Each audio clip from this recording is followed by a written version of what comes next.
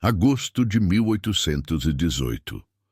Sob os candelabros de cristal do Palácio de Queluz, uma jovem de olhos esmeralda foi humilhada diante da corte portuguesa inteira.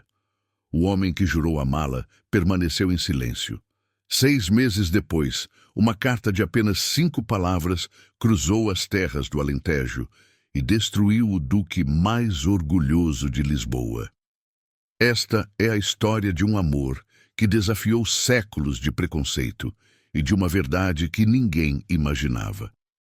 Se você ama romances de época onde a redenção nasce das cinzas do orgulho, inscreva-se no canal Diários da Nobreza e ative o sininho. Esta história vai te prender até o último segundo. O calor sufocante de agosto transformava Lisboa numa fornalha de pedra e desejo reprimido. No Palácio de Queluz, onde a nobreza portuguesa se reunia para o baile mais aguardado da temporada, o ar pesado carregava o perfume de rosas brancas, misturado ao suor disfarçado por águas de colônia francesas. Era a noite de 17 de agosto de 1818, e Catarina Mendes estava prestes a descobrir que o amor, quando confrontado com séculos de preconceito aristocrático, pode ser a força mais frágil do mundo. 3 meses antes daquela noite fatídica, numa manhã de maio onde o sol ainda não castigava, Catarina havia entrado pela primeira vez na livraria Bertrand, na rua Garrett. Ela procurava uma edição de Camões que o pai, comerciante de sedas enriquecido, havia prometido presentear a um cliente importante. Entre as prateleiras de mogno que exalavam cheiro de cera de abelha e papel envelhecido, seus dedos deslizaram sobre os volumes encadernados em couro até que uma voz a interrompeu. Os Lusíadas, na edição de 1817. Excelente escolha para quem aprecia a métrica perfeita.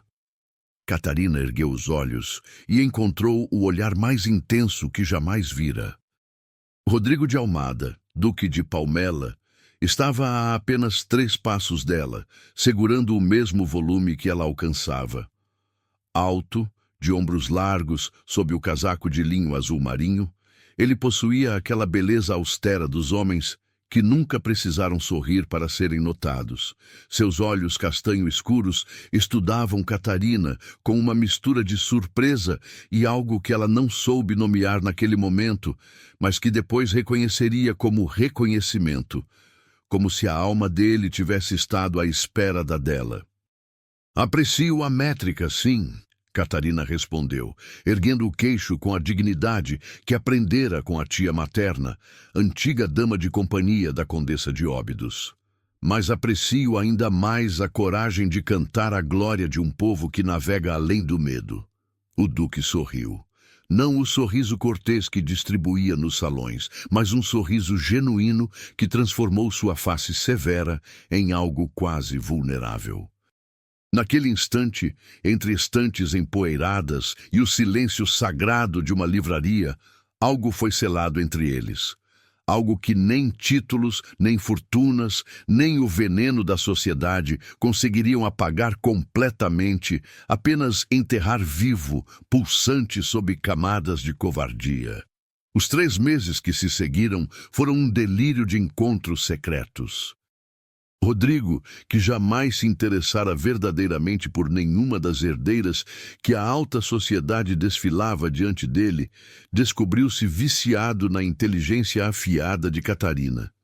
Ela lia não apenas romances, mas filosofia, política, até textos sobre as novas teorias comerciais que vinham da Inglaterra. Era filha do comércio, sim, mas educada com o esmero reservado às damas da aristocracia, graças à tia que a criara tanto quanto o pai. Eles se encontravam no Jardim Botânico da Ajuda, entre as estufas onde ninguém os reconheceria. Rodrigo lia para ela poemas de Bocage enquanto Catarina bordava, suas mãos delicadas criando flores de linha que pareciam respirar sobre o linho branco. Ele contava sobre o peso de carregar um ducado que remontava ao século XIV, sobre como seu pai morrera amargurado, obcecado com a pureza de uma linhagem que, no fim, não o salvara da solidão. Ela compartilhava seus sonhos secretos de abrir uma escola para meninas de famílias comerciantes, onde pudessem aprender não apenas bordado, mas também matemática e latim.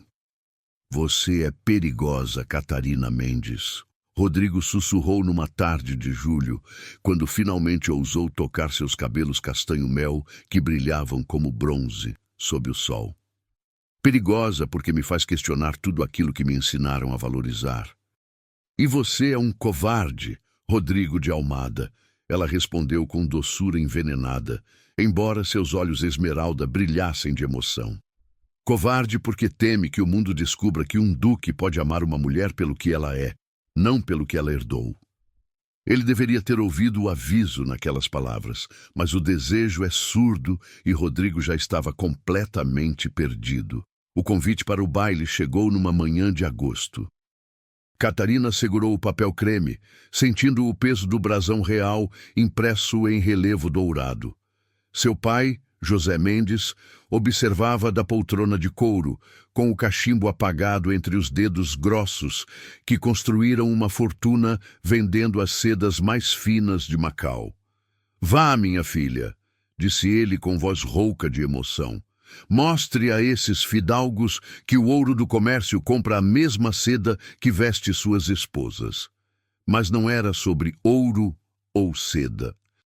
Catarina sabia, com a certeza que mora no estômago e não na cabeça, que aquele convite era uma armadilha. Rodrigo havia insistido para que ela fosse apresentada oficialmente à sociedade, garantindo que seu tio, o Marquês de Fronteira, a patrocinaria. Mas havia algo no olhar esquivo do duque nas últimas semanas, uma tensão nos ombros quando ela mencionava o baile que fazia os instintos de Catarina gritarem em alerta silencioso. A noite do baile chegou com toda a pompa que apenas a corte portuguesa sabia orquestrar. Catarina desceu da carruagem, sentindo o peso do vestido de seda verde esmeralda, da cor dos seus olhos, encomendado especialmente para aquela noite. O corpete bordado com fios de prata apertava sua respiração, ou talvez fosse a ansiedade que comprimia seus pulmões. As joias que adornavam seu pescoço e orelhas eram verdadeiras, presentes que o pai dera quando ela completou 20 anos, pérolas de Goa que rivalizavam com qualquer tesouro da nobreza. O palácio de Queluz brilhava como uma joia ela mesma, cada janela iluminada por centenas de velas. A música vazava pelas portas abertas, o som de violinos e flautas misturado às risadas cristalinas e ao tilintar de taças de cristal. Catarina subiu a escadaria de mármore rosa com o coração disparado. Cada passo, um esforço consciente para manter a postura ereta que a tia ensinara. Dentro do grande salão de baile, o mundo era um turbilhão de cores e movimento. Vestidos de cetim rodavam em valsas, plumas de avestruz tremulavam em leques orientais, o cheiro de perfumes caros competia com o aroma de vinho do Porto e doces de ovos. Catarina procurou por Rodrigo com os olhos e o encontrou do outro lado do salão, impecável em seu traje de corte, o cabelo escuro penteado para trás, revelando a testa alta e os olhos que ela conhecia tão bem. Por um instante, seus olhares se encontraram. E Catarina viu algo que a gelou até os ossos apesar do calor sufocante. Nos olhos de Rodrigo havia amor, sim, mas também medo. Um medo visceral, que ela reconheceu porque o sentira na própria alma durante todos aqueles meses de encontros escondidos. A música parou, e no silêncio que se seguiu, uma voz feminina cortou o ar como uma lâmina de prata. Que encantadora surpresa! Não sabia que este baile estava aberto ao comércio. A Marquesa Beatriz de Távora deslizou até o centro do salão como uma serpente vestida de vermelho sangue. Ela era bonita à maneira das mulheres que usam a beleza como arma, todo ângulo afiado e sorriso calculado. Sua sobrinha, uma jovem pálida de olhos vazios, pendia de seu braço como um boneco de porcelana. Perdão? Catarina ouviu sua própria voz, firme apesar do nó que fechava sua garganta. Catarina Mendes, não é?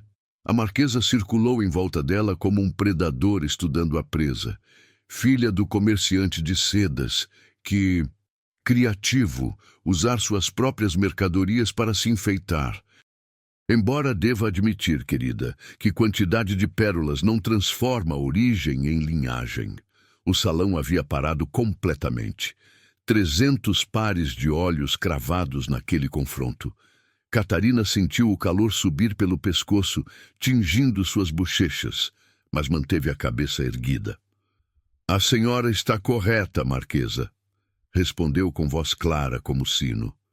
Minha origem é o comércio honesto. O senhor, meu pai, construiu sua fortuna com trabalho, não a herdou do suor alheio. Um murmúrio chocado ondulou pela multidão. Ninguém falava assim com a marquesa de Távora. Mas foi o que aconteceu em seguida que partiu o coração de Catarina em pedaços tão pequenos que ela duvidou que pudessem ser remontados algum dia. A marquesa virou-se para onde Rodrigo permanecia imóvel, uma estátua de mármore em traje de gala. Vossa Excelência, disse ela com falsa doçura venenosa. Certamente não há prova que uma pessoa de tal origem frequente um baile onde o próprio príncipe regente estará presente. Que exemplo damos à sociedade se permitirmos que qualquer um com pérolas compradas possa aspirar à nossa companhia? Todos os olhos se voltaram para Rodrigo. Catarina também olhou, e naquele momento infinito ela implorou silenciosamente. Uma palavra. Apenas uma palavra dele seria suficiente. Ele era duque de Palmela, seu sangue remontava aos companheiros de Afonso Henriques, sua palavra tinha peso de lei entre aquelas pessoas. Rodrigo abriu a boca, fechou-a.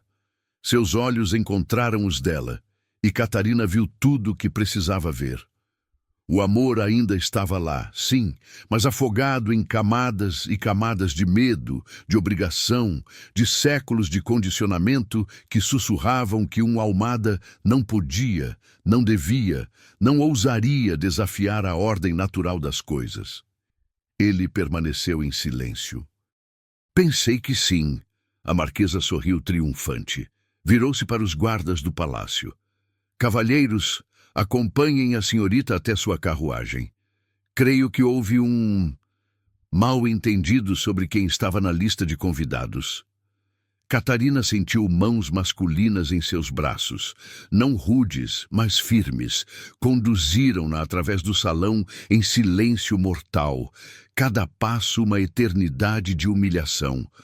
Ela manteve a cabeça erguida, os olhos fixos à frente, recusando-se a dar a eles a satisfação de vê-la chorar. Mas quando passou por Rodrigo, ela parou.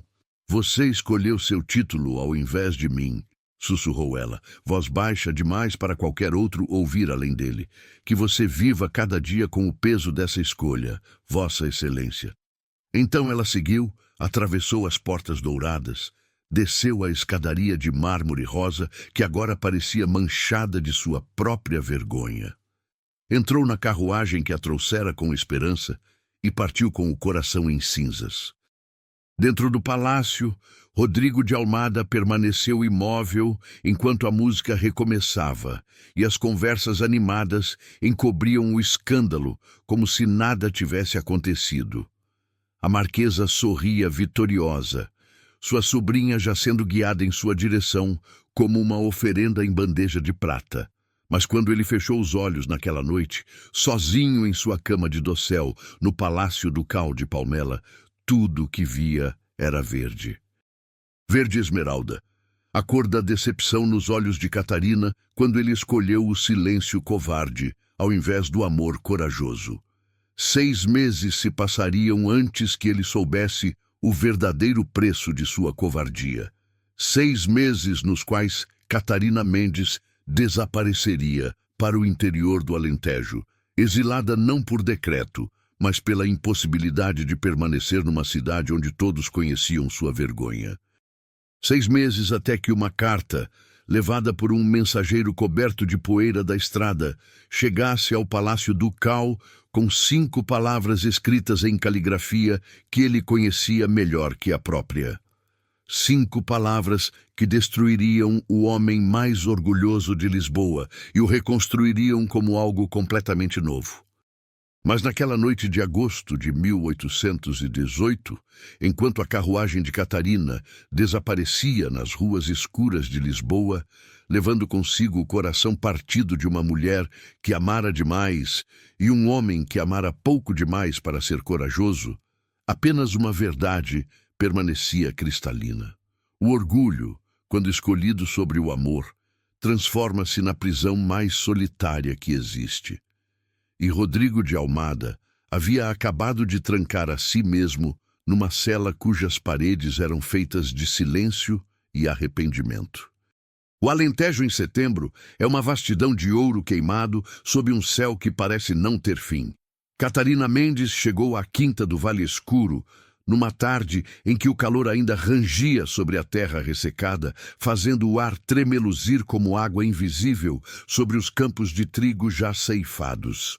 A propriedade pertencia a uma prima distante de seu pai, uma viúva sem filhos, que aceitara recebê-la sem fazer perguntas inconvenientes. Aqui, a 150 quilômetros de Lisboa, ninguém conhecia a vergonha de Catarina. Aqui, ela era apenas mais uma mulher fugindo de algo que não se discutia em voz alta. A casa era simples comparada aos palacetes de Lisboa. Paredes caiadas de branco, refletindo o sol impiedoso, telhas de barro vermelho, um pátio interno onde uma figueira centenária oferecia a única sombra generosa. Teresa, a criada que servia a família há mais de 40 anos, recebeu Catarina com um olhar que via demais e dizia muito pouco. Seus olhos pequenos e negros como azeitonas estudaram a recém-chegada com uma atenção que ia além da curiosidade servil. "A senhora parece cansada da viagem", disse Teresa, sua voz áspera como a terra seca. "Preparei o quarto que dá para os olivais.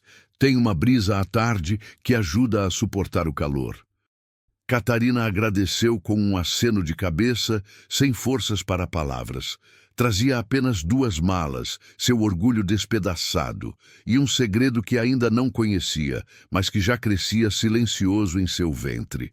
As primeiras semanas no Alentejo foram um exercício de sobrevivência emocional.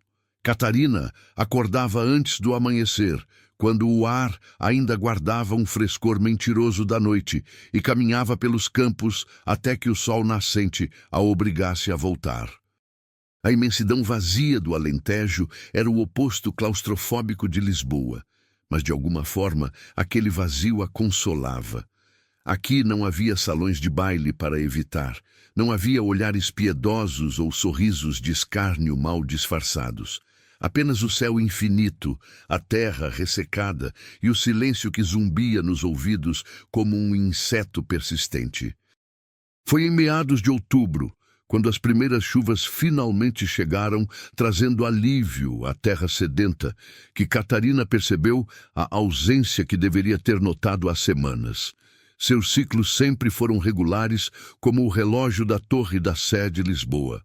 A náusea matinal que ela atribuíra ao desgosto emocional ganhou novo significado. As tonturas que a acometiam ao meio-dia, o cansaço que a derrubava na cama após o almoço, tudo se encaixou numa verdade que a deixou simultaneamente apavorada e estranhamente calma. Ela carregava o filho de Rodrigo. Naquela noite, sentada à janela de seu quarto enquanto a chuva tamborilava no telhado, Catarina colocou as mãos sobre o ventre ainda plano e chorou pela primeira vez desde que deixara Lisboa. Não chorou de desespero, embora tivesse todos os motivos para isso. Uma mulher solteira, exilada, grávida de um homem que a abandonara, sem perspectivas além da desonra completa, mas suas lágrimas eram de outra natureza. Eram lágrimas de quem percebe que a vida, em sua teimosia cruel, oferece novos motivos para seguir exatamente quando achamos que não há mais nenhum.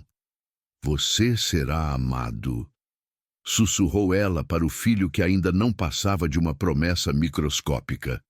Mesmo que seu pai tenha sido um covarde, você será amado com toda a coragem que ele não teve.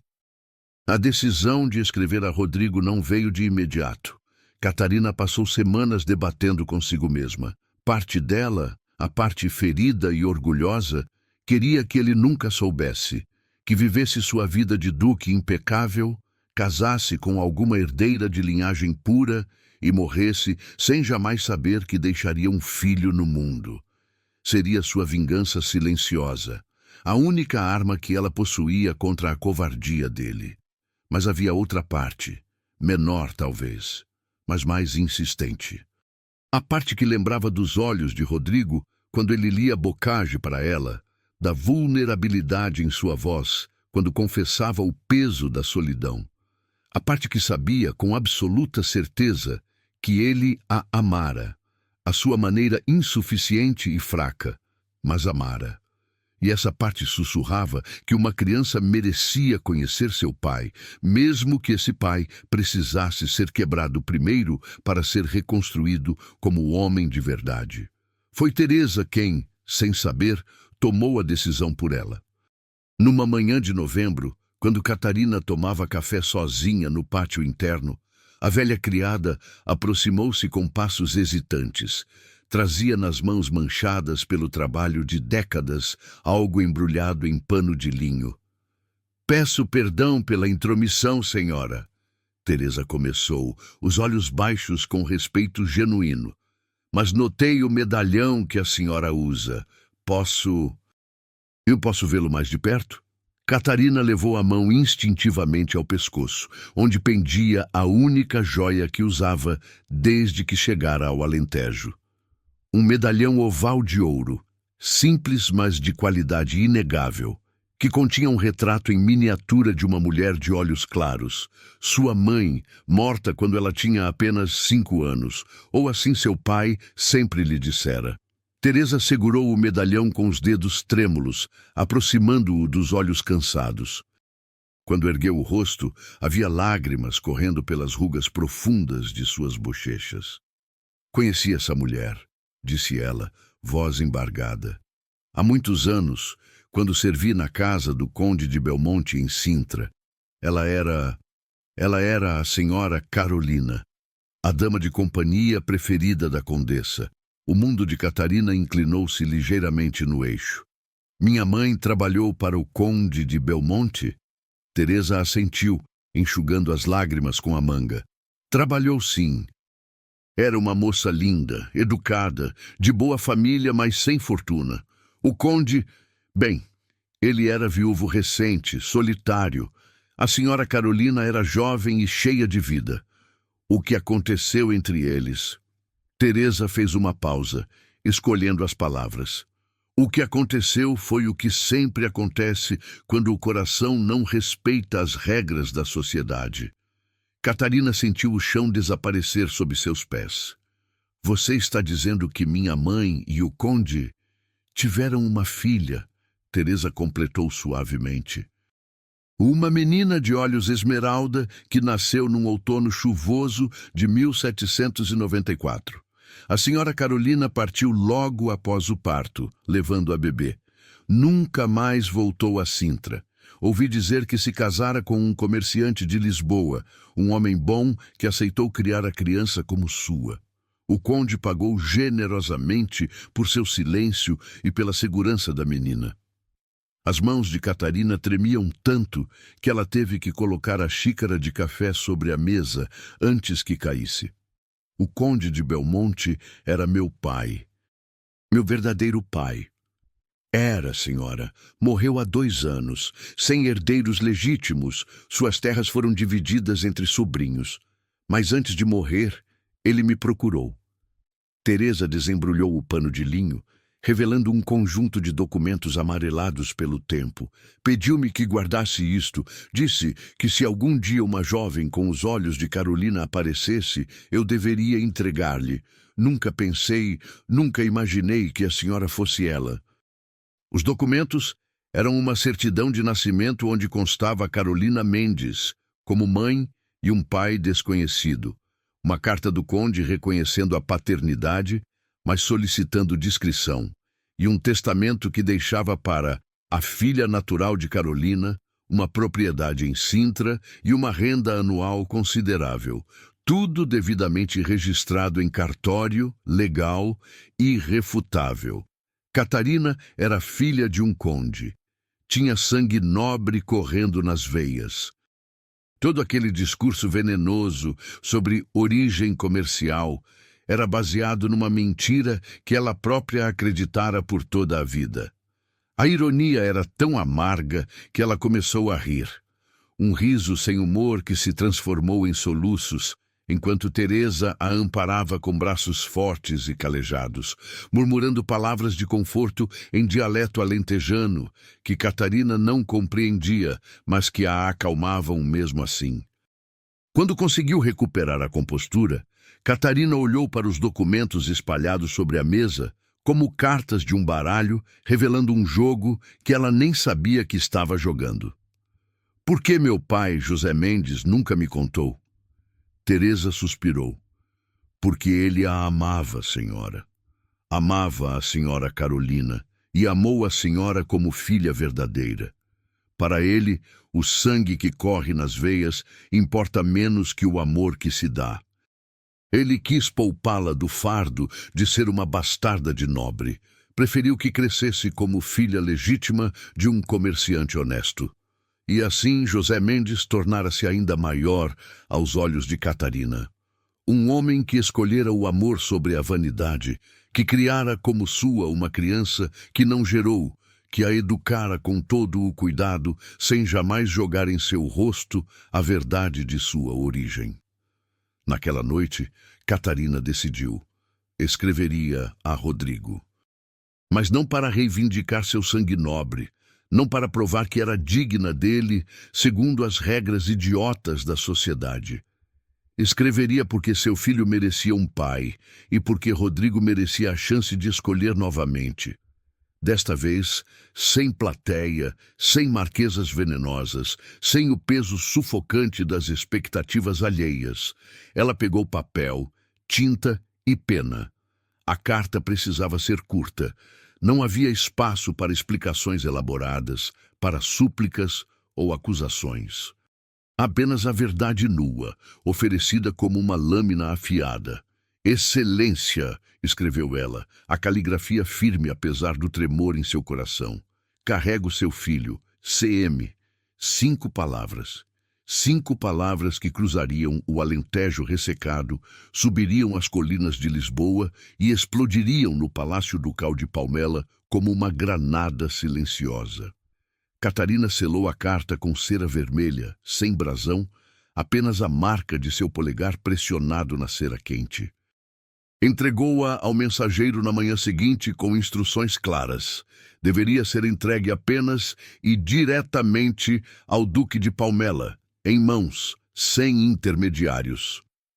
Enquanto observava o cavaleiro desaparecer na estrada empoeirada, Catarina colocou a mão sobre o ventre onde a vida crescia, invisível mas implacável.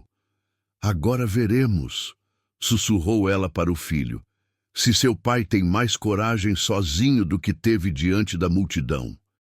Em Lisboa, Rodrigo de Almada vivia seu próprio inferno particular, disfarçado de vida ducal impecável.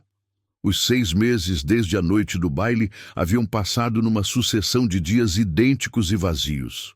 Ele cumpria suas obrigações parlamentares, gerenciava as propriedades, comparecia aos eventos sociais necessários e, à noite, bebia vinho do Porto sozinho em sua biblioteca até que o sono ou a inconsciência viessem salvá-lo temporariamente de si mesmo.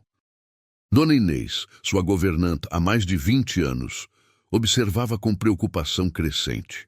O duque emagrecera, sua pele adquirira uma palidez doentia e havia uma vacuidade em seus olhos que ela nunca vira antes. Era como se ele estivesse vivo, apenas tecnicamente, cumprindo as funções vitais sem realmente habitar o próprio corpo. Vossa Excelência precisa comer, ela insistia, trazendo bandejas que voltavam intocadas. Vossa Excelência deveria aceitar o convite da Condessa de Monsanto para o sarau. Ela sugeria, sabendo que ele recusaria. Vossa Excelência não pode continuar assim. Ela finalmente desabafou numa manhã, quando o encontrou dormindo vestido em sua poltrona da biblioteca, uma garrafa vazia rolando no tapete persa. Mas Rodrigo continuava, porque não sabia fazer outra coisa senão continuar. A Marquesa de Távora havia vencido. Sua sobrinha insípida, Mariana, agora aparecia regularmente nos mesmos eventos que ele, sempre acompanhada pela tia que orquestrava encontros casuais com maestria manipuladora. A sociedade já os considerava praticamente prometidos. Apenas aguardavam o anúncio formal. Rodrigo não se opunha, não concordava, mas também não se opunha, porque oposição requereria vontade, e ele descobrira que quando se arranca o próprio coração, a vontade sangra junto. Foi numa tarde de fevereiro, 6 meses exatos após aquela noite maldita, que Miguel, seu cocheiro leal, entrou no escritório onde Rodrigo examinava, sem ver, os livros de contabilidade das propriedades do norte. Excelência, um mensageiro chegou do Alentejo. Insiste em entregar pessoalmente uma correspondência a Vossa Excelência. Não aceita deixá-la com os criados. Rodrigo ergueu os olhos, irritação momentânea cruzando sua apatia. Que tipo de mensageiro? Mas antes que pudesse completar a frase, o homem já estava entrando, coberto de poeira da estrada, com a marca de dias de cavalgada estampada na exaustão de seus olhos, e nas mãos enluvadas, uma carta selada com cera vermelha. O coração de Rodrigo reconheceu a caligrafia antes que seu cérebro processasse. Catarina. Era de Catarina. Suas mãos tremeram ao receber o envelope. Miguel e o mensageiro recuaram discretamente, mas não saíram completamente. Rodrigo não os dispensou. Estava ocupado demais tentando respirar. Abriu a carta com dedos que pareciam pertencer a outra pessoa. Leu as 5 palavras. Leu novamente. E mais uma vez, como se a repetição pudesse alterar seu significado. Carrego seu filho. O mundo parou. O relógio da Torre da Sé batia 2 da tarde, mas o som chegava distorcido, como se viesse de muito longe. Rodrigo sentiu seus joelhos cederem e apenas a mão firme de Miguel em seu cotovelo o impediu de desabar. Um filho. Dela. Deles. Crescendo sozinho no Alentejo enquanto ele definhava em Lisboa, escondendo-se atrás de obrigações que agora se revelavam pelo que sempre foram. Desculpas de covarde para não viver de verdade. Miguel, sua voz saiu rouca, irreconhecível. Prepare minha carruagem, a mais rápida, cavalos frescos, provisões para 3 dias de viagem. Para onde, Excelência? Para o Alentejo. Para onde mais? Rodrigo de Almada, duque de Palmela, descendente de cruzados e conselheiro de reis, havia finalmente encontrado algo mais importante que sua linhagem perfeita. Havia encontrado uma razão para ser corajoso. A viagem de Lisboa ao Alentejo nunca parecera tão longa. Rodrigo de Almada observava a paisagem mudar pela janela da carruagem, cada quilômetro uma penitência silenciosa. As colinas verdejantes do Tejo gradualmente cediam lugar aos campos dourados e ressecados do sul, onde o céu se estendia infinito e implacável como um julgamento divino. 3 dias de estrada poeirenta, parando apenas para trocar cavalos e tomar refeições apressadas em estalagens modestas, onde ninguém o reconhecia como duque, apenas como mais um viajante coberto de pó. Miguel, seu cocheiro fiel, notara a transformação no patrão. Rodrigo não exigira acomodações especiais, não reclamara do calor ou da comida simples. Pelo contrário, parecia quase aliviado por ser tratado como um homem comum, sem reverências ou formalidades. como se o título ducal que carregara com tanto orgulho tivesse se tornado um fardo insuportável que ele ansiava por depor. Na última noite, antes de chegarem à quinta do Vale Escuro, Rodrigo mal dormiu. Deitado numa cama estreita de uma estalagem cujo nome já esquecera, ele passou horas ensaiando mentalmente o que diria a Catarina. Desculpas pareciam patéticas demais. Promessas vazias demais. O que poderia um homem oferecer a uma mulher que ele humilhara publicamente, abandonara covardemente e que agora carregava seu filho em solidão forçada? A verdade, decidiu ele nas horas silenciosas, antes do amanhecer. Apenas a verdade nua de seu arrependimento e a súplica honesta por uma chance de ser melhor do que fora. A carruagem chegou à quinta do Vale Escuro ao meio-dia de um sábado de fevereiro, quando o sol de inverno ainda castigava com força surpreendente.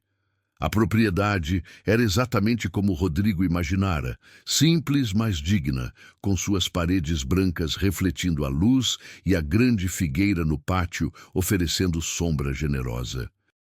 Tão diferente dos palácios de mármore e ouro que ele conhecia, e exatamente por isso mais bonita. Teresa, que trabalhava no pátio estendendo roupa lavada, ergueu os olhos ao som das rodas na terra batida. Seus olhos estreitaram-se ao reconhecer o brasão ducal na porta da carruagem. Deixou o cesto de roupa e aproximou-se com passos medidos, colocando-se deliberadamente entre a carruagem e a entrada da casa. Vossa Excelência, disse ela, sem fazer reverência. A quinta do Vale Escuro é humilde demais para receber um duque. Rodrigo desceu da carruagem, sentindo cada músculo protestar após 3 dias de viagem. Vim ver a senhorita Catarina Mendes. Por favor, anuncie minha presença. Teresa cruzou os braços sobre o peito. A senhora Catarina está em estado delicado. Não sei se convém receber visitas que lhe causaram tanta dor.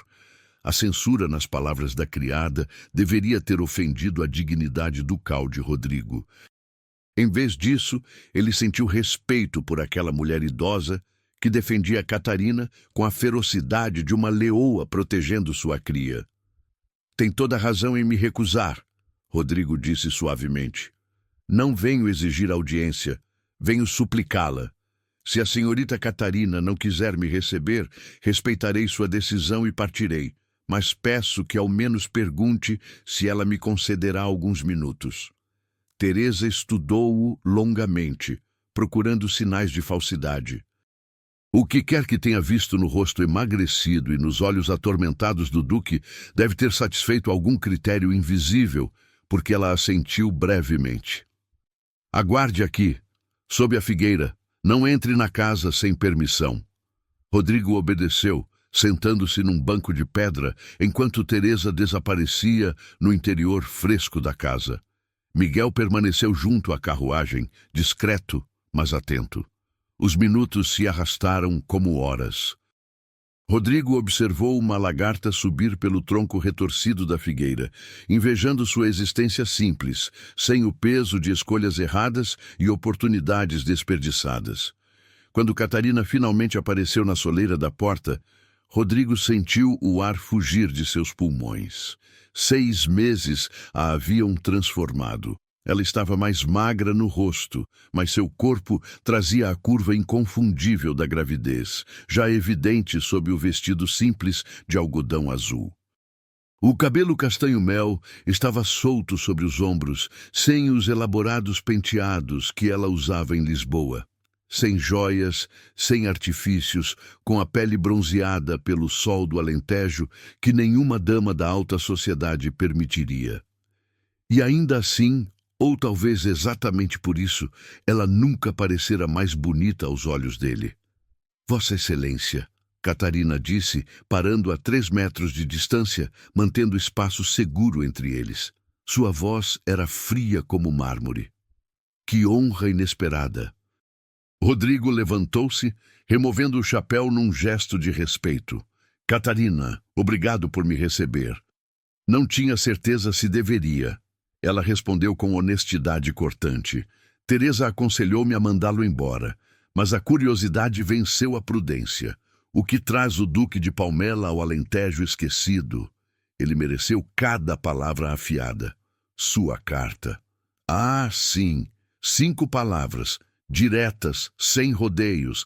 Aprendi que economia de palavras evita mal-entendidos. O sarcasmo em sua voz era uma lâmina fina. E então, veio verificar a veracidade de minha afirmação? Exigir provas? Oferecer algum arranjo financeiro discreto? Vim, Rodrigo disse, escolhendo cada palavra com cuidado de quem atravessa campo minado. Pedir perdão e oferecer o que deveria ter oferecido naquela noite maldita. Meu nome, minha proteção, e se você puder encontrar em seu coração algum fragmento de misericórdia, uma chance de provar que não sou o covarde que demonstrei ser. Catarina piscou, surpresa, genuína, atravessando sua armadura de frieza. Você viajou 3 dias para pedir perdão? Viajaria 30 se fosse necessário. Rodrigo deu um passo em direção a ela, parando quando viu Catarina endurecer a postura. Catarina, vivi 6 meses no inferno que criei. Cada dia acordava com sua ausência como uma ferida aberta. Cada noite bebia para esquecer que permiti que a sociedade me transformasse num monstro covarde. Sua carta não apenas me informou sobre nosso filho. Ela me confrontou com a verdade que eu vinha evitando, que joguei fora a única coisa de valor que já tive. Palavras bonitas, Catarina observou, mas sua voz tremeu ligeiramente. Você sempre teve talento para palavras bonitas, Rodrigo. Foi com palavras bonitas que me cortejou, me fez acreditar que o amor poderia transcender as barreiras sociais. E foi com silêncio que me destruiu. A acusação acertou Rodrigo como chicotada. Eu sei, não tenho defesa para oferecer. Apenas a verdade nua. Tive medo. Medo de decepcionar minha família morta. Medo de perder o respeito de meus pares. Medo de ser visto como fraco por escolher o coração sobre a tradição. Mas o maior medo, aquele que me persegue todas as noites, é que nosso filho cresça sem me conhecer. Que você conte a ele sobre seu pai, e tudo o que possa dizer é que ele foi um covarde que amava títulos mais que pessoas. Catarina virou o rosto, mas não antes que Rodrigo visse lágrimas brilharem em seus olhos esmeralda. E o que mudou? Você continua sendo duque. A sociedade continua sendo a mesma. O que me garante que diante da próxima marquesa venenosa, você não voltará a escolher o silêncio seguro. Nada garante, Rodrigo admitiu com honestidade brutal. Exceto que descobri que viver sem você não é vida coisa alguma. É apenas existência. E que prefiro enfrentar 1000 escândalos sociais ao seu lado do que desfrutar aprovação unânime sozinho. Catarina finalmente olhou para ele diretamente. Você fala de escândalo como se fosse abstração. Mas para mim foi real, Rodrigo. Foi ser escoltada para fora de um baile como criminosa. Foi ouvir os cochichos nas ruas de Lisboa. Foi fugir para o interior como exilada. Você está preparado para isso? Para ser o duque que casou com a filha do comerciante? Para ver portas se fecharem? Convites serem retirados? Deixe as portas se fecharem, Rodrigo disse com veemência que o surpreendeu. As únicas portas que importam são as do seu coração. E quanto à sociedade, ele fez uma pausa, respirando fundo. Há algo que você deve saber.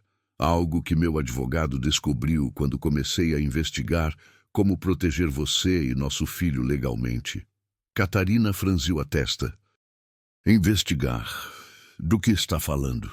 Rodrigo retirou do bolso interno do casaco um envelope selado com o brasão de seu advogado. Quando decidi vir, ordenei que se investigasse qualquer propriedade ou herança que pudesse estar em seu nome. Pensei que talvez seu pai tivesse deixado algo que eu poderia ajudar a administrar. O que descobrimos foi inesperado. Ele estendeu o envelope. Catarina hesitou. Então tomou-o com mãos que tremiam ligeiramente. Leu os documentos em silêncio, sua expressão mudando de confusão para choque absoluto. Você sabia, ela sussurrou, olhos arregalados. Sabia que sou filha do Conde de Belmonte? Só soube ontem, quando o advogado finalizou a investigação. Os registros estavam em Sintra, arquivados com discrição, mas legais. Catarina, você tem direito à propriedade que seu pai biológico lhe deixou. Tem renda própria. Tem sangue nobre correndo nas veias. A ironia da situação caiu sobre ambos como chuva fria. Catarina começou a rir, um riso sem alegria, que se transformou em soluços. Então eu sempre fui digna, segundo as regras idiotas da sociedade. A marquesa me humilhou por origem comercial, quando, na verdade, ela não conseguiu terminar, a enormidade do absurdo a sufocando. Rodrigo aproximou-se. Desta vez, ela não recuou. Não vim aqui porque descobri seu sangue nobre, ele disse com urgência. Vim porque descobri que não consigo viver sem você, comerciante ou condessa, não importa. Mas agora que sei a verdade, ela serve a um propósito: desmascarar a hipocrisia daqueles que nos julgaram. E você pretende fazer o quê? Anunciar a todos que a mulher que humilharam é na verdade nobre? Catarina perguntou, secando as lágrimas com raiva. Não, pretendo fazer algo melhor. Rodrigo pegou as mãos dela, sentindo-as frias apesar do calor. Pretendo expor os verdadeiros escândalos. Meu advogado investigou não apenas você, investigou também aqueles que mais veneno cuspiram naquela noite. 2 semanas depois, em Lisboa, a sociedade se reunia para o tradicional Sarau de Março, na Assembleia da República.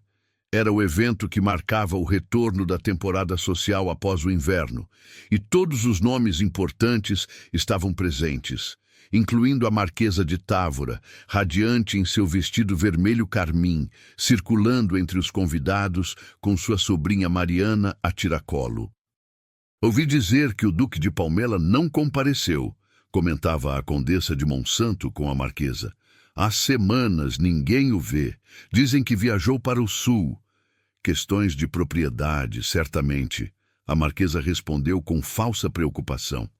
Um ducado tão vasto exige atenção constante, mas tenho certeza de que retornará em breve. Mariana e eu temos expectativas. Foi neste momento exato que as portas do salão se abriram e Rodrigo de Almada entrou. Mas não entrou sozinho. Ao seu braço, com a cabeça erguida e os olhos esmeralda brilhando desafio, caminhava Catarina Mendes. Ela vestia um vestido de seda verde esmeralda, o mesmo tom daquela noite fatídica, mas desta vez com um corte que acomodava graciosamente a curva de sua gravidez. Ao pescoço, além das pérolas de Goa, ela usava agora um colar que fez vários convidados sufocarem de surpresa. As esmeraldas Almada, joias de família que apenas a Duquesa de Palmela tinha direito a usar. O silêncio caiu sobre o salão como neve repentina. Rodrigo conduziu Catarina até o centro do salão, parando exatamente onde ela havia sido humilhada 6 meses antes. Sua voz, quando falou, ecoou com clareza cristalina. Senhoras e senhores, peço vossa atenção. Vim apresentar formalmente minha noiva, a senhora Catarina Mendes de Belmonte, filha natural do falecido Conde de Belmonte, e em breve, Duquesa de Palmela. O choque ondulou pela multidão como maremoto. A Marquesa de Távora empalideceu visivelmente, sua boca abrindo e fechando sem som, mas Rodrigo não havia terminado. Fez um gesto e seu advogado, que aguardava discretamente junto à porta, adiantou-se carregando uma pasta de documentos. Já que esta sociedade tanto valoriza linhagens puras e reputações imaculadas, Rodrigo continuou, voz cortante como lâmina. Achei apropriado esclarecer alguns mal-entendidos. Senhora Marquesa de Távora, Ele virou-se para ela diretamente.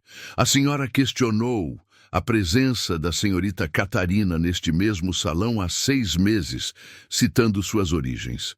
Gostaria de compartilhar alguns fatos interessantes sobre essas origens.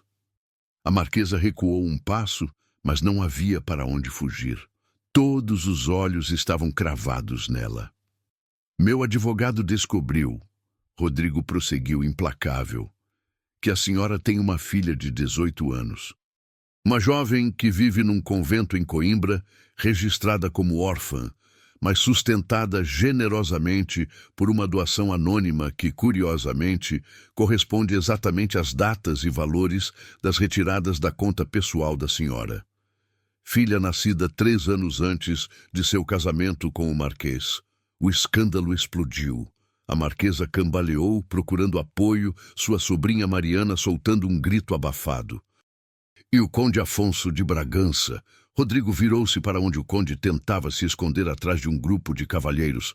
O homem que espalhou rumores sobre a origem duvidosa da senhorita Catarina tem dívidas de jogo que somam mais de 50 mil cruzados. Dívidas que tentou saldar, oferecendo propriedades que não lhe pertencem mais. Os credores o procuram. A justiça também. O conde empalideceu completamente e saiu correndo do salão, sua fuga patética arrancando murmúrios desdenhosos. Catarina observava tudo em silêncio, mas sua mão apertava o braço de Rodrigo com força. Ele cobriu-a com a sua própria, dando suporte silencioso. Esta sociedade, Rodrigo disse, olhando ao redor do salão cheio de rostos chocados, valoriza aparências sobre verdades, pune honestidade e recompensa a hipocrisia. Pois bem, não sou mais parte deste jogo. Caso-me com Catarina porque a amo, porque ela carrega meu filho e porque descobri que há coisas mais importantes que aprovação social. Como integridade, como coragem, como amor genuíno. Ele virou-se para Catarina, seus olhos encontrando os dela. E se isto significa ser expulso desta sociedade podre, considerarei uma honra. Um silêncio absoluto. Então, do fundo do salão, alguém começou a aplaudir. Era o velho Visconde de Surrey, um aristocrata de 80 anos conhecido por sua franqueza brutal. Bendito, rapaz, bendito! Outros se juntaram. Não todos, talvez nem a maioria. Mas o suficiente para que ficasse claro que a sociedade estava dividida. E aqueles que aplaudiam eram, curiosamente, os mais respeitados, os de linhagens mais antigas, aqueles cujo caráter era inatacável. Rodrigo e Catarina saíram do salão de mãos dadas, deixando para trás um redemoinho de conversas chocadas. A Marquesa de Távora permaneceu no centro, seu império de influência desmoronando ao seu redor como castelo de areia. Fora, sob o céu estrelado de Lisboa, Catarina finalmente falou. Você não precisava fazer aquilo, expô-los publicamente. Precisava sim, Rodrigo respondeu, ajudando-a a entrar na carruagem. Não por vingança, embora confesse que teve seu sabor doce, mas porque nosso filho merece crescer num mundo onde a hipocrisia é confrontada, não perpetuada. E porque você merecia ver que há consequências para a crueldade. Catarina olhou para ele, realmente olhou, procurando sinais do homem covarde que a abandonara. Não encontrou. No lugar, viu alguém transformado. Não perfeito, ainda carregando falhas e dúvidas, mas corajoso o suficiente para enfrentá-las. Ainda não disse que vou me casar com você. Ela lembrou, mas um pequeno sorriso brincava em seus lábios. Eu sei, Rodrigo sorriu de volta. Mas tenho o resto da vida para te convencer, se você me permitir. A carruagem partiu pelas ruas de Lisboa, levando o duque mais orgulhoso de Portugal e a mulher que o havia quebrado apenas para reconstruí-lo melhor. A primavera chegou ao Alentejo com a delicadeza de quem pede desculpas pelo rigor do verão anterior. Campos que eram ouro queimado agora explodiam em verde vibrante, pontilhado pelo vermelho selvagem das papóilas e pelo branco das margaridas que brotavam entre o trigo novo. Na quinta do Vale Escuro, a figueira do pátio exibia folhas novas e o ar carregava o perfume de alecrim e lavanda que Catarina havia plantado nos canteiros junto à casa. O casamento acontecera 3 semanas após o sarau dramático em Lisboa, não na Sé Patriarcal, como seria esperado de um duque, mas na pequena capela da quinta, uma construção simples de paredes caiadas e teto de madeira escura. O padre Damião, que se tornara confidente de Catarina durante os meses de exílio, celebrou a cerimônia com solenidade genuína diante de apenas 20 testemunhas. Teresa e os outros criados da quinta, Miguel o cocheiro, Dona Inês, que fizera questão de vir de Lisboa, o velho Visconde de Surre, que declarou não perderia o casamento mais honesto que esta geração verá, e alguns camponeses locais que haviam aprendido a respeitar a jovem senhora que ensinava seus filhos a ler. Rodrigo não usou suas vestes ducais elaboradas.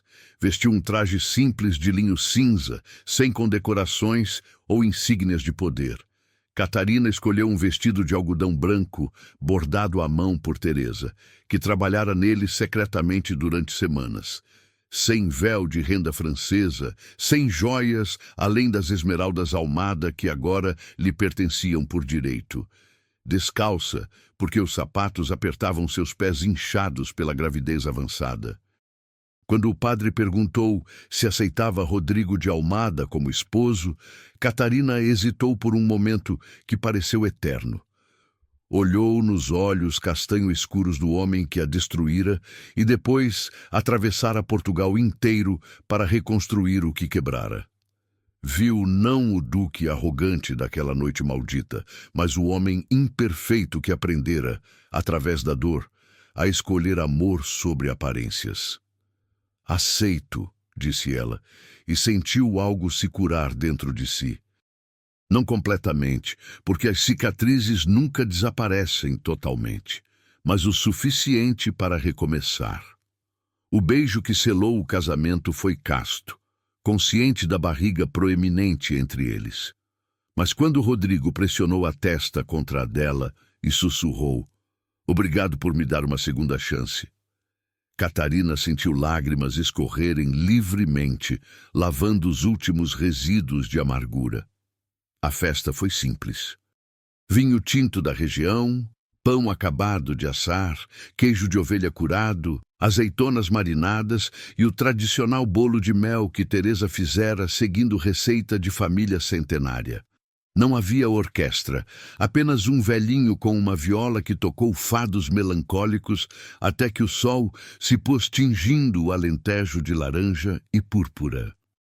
Rodrigo dançou com sua esposa sob as estrelas, suas mãos grandes apoiando cuidadosamente suas costas doloridas, movendo-se devagar ao ritmo da música triste e bela que contava histórias de amor e saudade.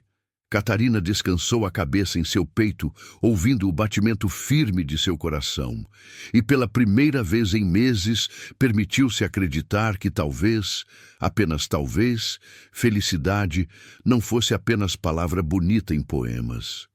Maio chegou trazendo calor crescente e a aproximação inexorável do nascimento. Catarina passava os dias à sombra da figueira, lendo ou bordando roupinhas minúsculas enquanto Rodrigo lidava com correspondências. Ele recusara retornar a Lisboa, mesmo temporariamente, até que o bebê nascesse. Dona Inês gerenciava o Palácio Ducal à distância, enviando relatórios semanais que Rodrigo mal lia antes de arquivar. "Não sente falta?" Catarina perguntou numa tarde especialmente quente, observando-o rabiscar respostas para cartas parlamentares. "Da vida em Lisboa? Dos salões, dos saraus, do poder?" Rodrigo largou a pena e veio sentar-se no chão aos pés dela, apoiando a cabeça em seu joelho. "Sinto falta do acesso fácil a livrarias", admitiu com um sorriso. "E confesso que os vinhos aqui são excelentes, mas variedade não faz mal. De resto, ele olhou ao redor, para os campos dourados se estendendo até o horizonte, para a casa simples mas acolhedora, para Teresa, que cantarolava enquanto regava as ervas. Descobri que poder sem propósito é apenas barulho vazio. Aqui consigo ouvir meus próprios pensamentos pela primeira vez em 32 anos. E o que seus pensamentos dizem? Ela provocou, passando os dedos por seus cabelos escuros, onde alguns fios prateados já começavam a aparecer. Dizem que sou o homem mais sortudo de Portugal, ele respondeu, virando-se para beijar seu ventre protuberante. E que nosso filho terá uma mãe extraordinária, capaz de perdoar até o imperdoável. Ainda não perdoei completamente, Catarina corrigiu com honestidade. Algumas manhãs acordo e lembro daquela noite e a raiva volta fresca, como se tivesse acontecido ontem. Perdão verdadeiro não é apagar a memória, Rodrigo. É escolher seguir em frente apesar dela. Então, passarei cada dia me esforçando para merecer essa escolha, ele prometeu. O trabalho de parto começou numa madrugada de junho, quando o calor já castigava antes mesmo do sol nascer. Catarina acordou com contrações que a dobraram sobre si mesma, apertando o lençol com força suficiente para deixar os nós dos dedos brancos. Rodrigo acordou com seu gemido sufocado, saltando da cama em pânico. Teresa! Padre Damião! Miguel! A parteira! Ele gritou correndo pelos corredores como louco, até que Dona Inês, que também viera para ajudar no nascimento, o agarrou pelos ombros e o sacudiu. Vossa Excelência, acalme-se. A criança levará horas ainda para nascer.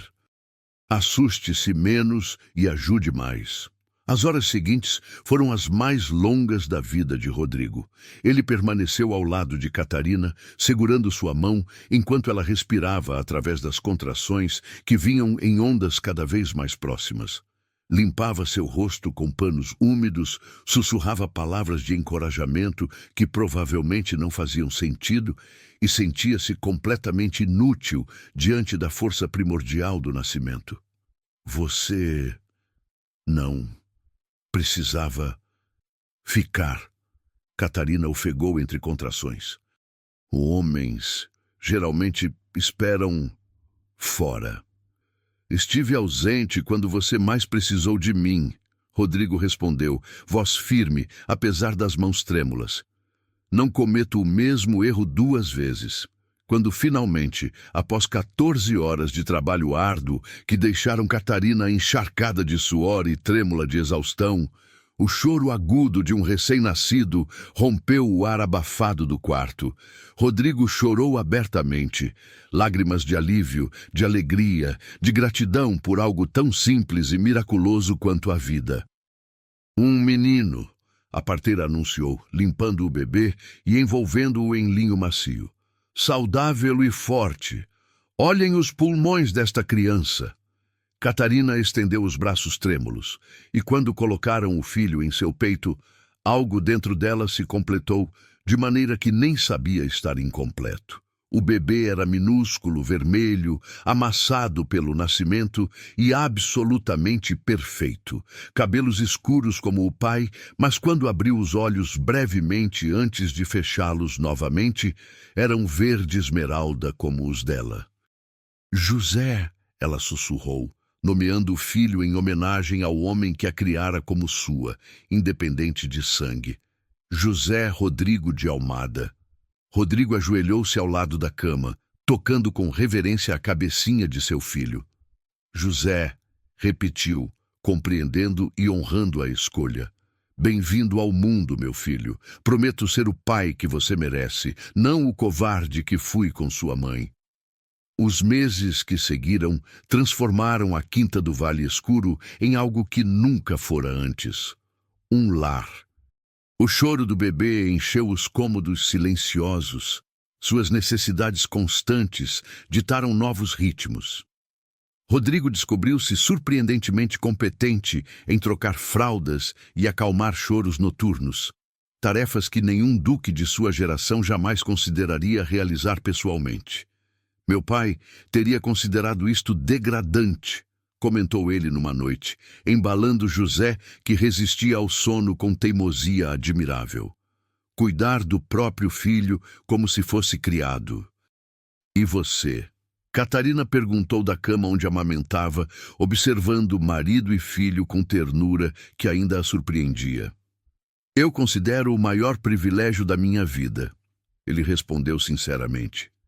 Cada dia com vocês dois vale mais que todos os títulos e propriedades que herdei.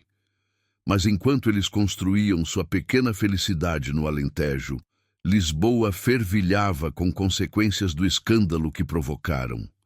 A Marquesa de Távora havia caído em desgraça absoluta. Forçada a reconhecer publicamente sua filha ilegítima, abandonada por aliados que mudaram de lado com velocidade de ratos, fugindo de navio afundando, ela retirou-se para uma propriedade remota no norte. Sua sobrinha Mariana casou-se às pressas com um comerciante de Porto, ironicamente encontrando felicidade longe da pressão aristocrática. O conde Afonso de Bragança fugira para o Brasil antes que seus credores o alcançassem, deixando para trás propriedades confiscadas e reputação destruída. Rumores diziam que trabalhava agora supervisionando plantações de café, título nobiliárquico servindo para nada além de memória amarga. Mas nem tudo foi destruição. O gesto corajoso de Rodrigo inspirara outros. Jovens aristocratas começaram a questionar casamentos arranjados, a valorizar caráter sobre linhagem. 2 casamentos entre nobreza e burguesia foram anunciados naquele mesmo ano, algo impensável anteriormente. E quando o velho Visconde de Sor morreu em setembro, deixou em seu testamento uma carta pública que foi lida na Assembleia.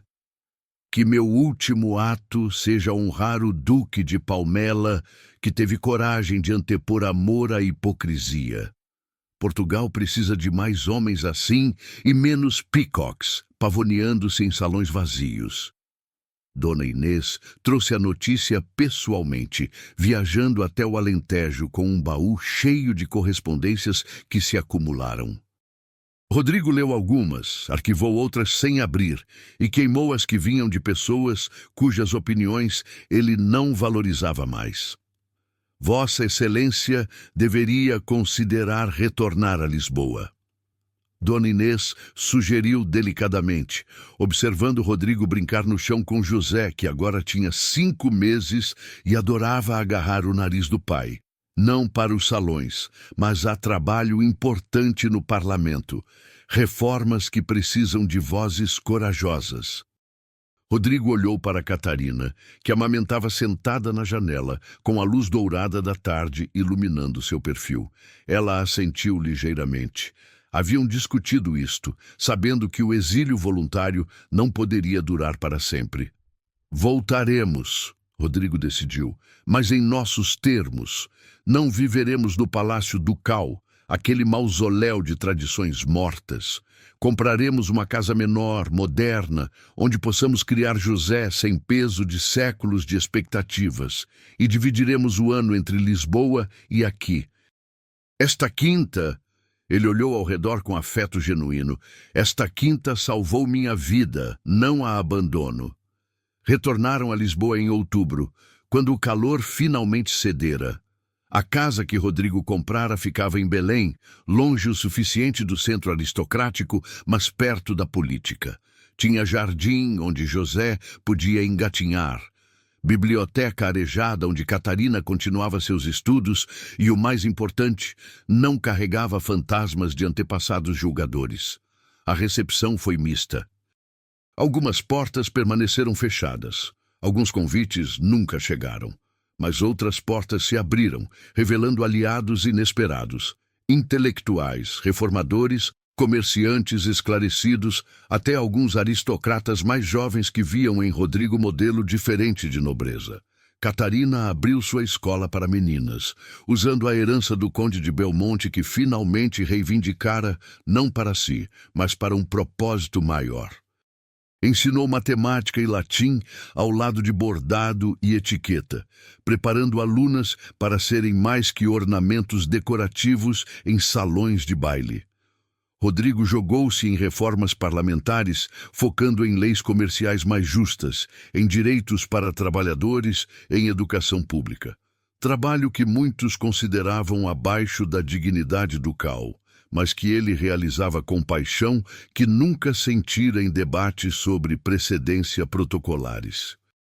E à noite, quando José finalmente dormia após protestar vigorosamente contra a injustiça de ter que ir para a cama, Rodrigo e Catarina sentavam-se na varanda com vista para o Tejo, bebendo vinho e revisando seu dia. Feliz? Ele perguntava às vezes, ainda inseguro, ainda carregando culpa. Feliz, ela confirmava, mas então adicionava com honestidade que ele aprendera a valorizar, mas não apesar do que aconteceu, por causa do que aconteceu. A dor nos transformou em pessoas melhores. Embora, e aqui seu tom se tornava sério, não romantize o sofrimento, preferiria que tivesse sido corajoso desde o início. Eu também, ele concordava, porque parte da redenção é não minimizar o erro, mas carregá-lo como um lembrete constante de escolher diferente. Anos depois, quando José tinha 7 anos e 2 irmãos mais novos corriam pelo jardim de Belém, um historiador visitou pedindo permissão para documentar a história do casamento escandaloso que mudou Lisboa. Catarina e Rodrigo, agora na casa dos 40, cabelos grisalhos, mas olhos ainda vivos, sentaram-se com ele na biblioteca. O que vocês gostariam que futuras gerações soubessem? O historiador perguntou, pena pronta. Catarina respondeu primeiro. Que perdão não é fraqueza, é força, e que uma mulher não precisa de sangue nobre para ter dignidade. Ela já nasce com isso. Rodrigo adicionou. Que coragem não é ausência de medo, é agir apesar dele. Tive medo naquela noite de agosto. Mas escolhi errado. Levei 6 meses e uma carta de 5 palavras para aprender que algumas coisas valem qualquer preço social. E se pudessem voltar, o historiador insistiu, mudariam algo? Olharam um para o outro, comunicação silenciosa de casal que passou anos aprendendo a ler um ao outro. Sim, Catarina disse, eu teria socado a Marquesa. Rodrigo riu, aquele riso genuíno que ela aprendera a provocar. E eu teria te defendido naquela noite.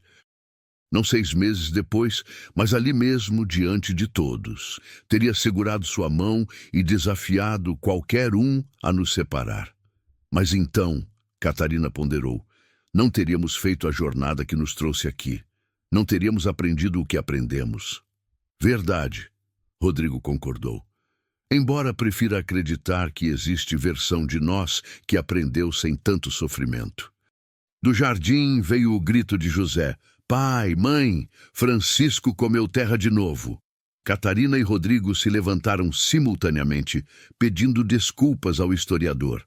Enquanto corriam para resolver a crise da terra comida, ele observou e anotou. Este não é conto de fadas, é algo melhor. É amor real, com cicatrizes e tudo. A história de Catarina e Rodrigo nos ensina que a verdadeira nobreza não está em títulos herdados ou linhagens antigas, mas na coragem de escolher amor sobre a aprovação social, verdade sobre hipocrisia. A jornada deles foi dolorosa, marcada por erros profundos e consequências reais. Mas foi exatamente essa dor que os transformou em pessoas extraordinárias.